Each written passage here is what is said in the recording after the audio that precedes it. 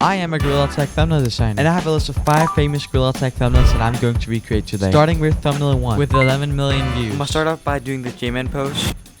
Now that that's done, we gotta do the second part of the thumbnail. Okay, now that we've done the pose, we gotta do the actual thumbnail. First thing first, I have to mask this character.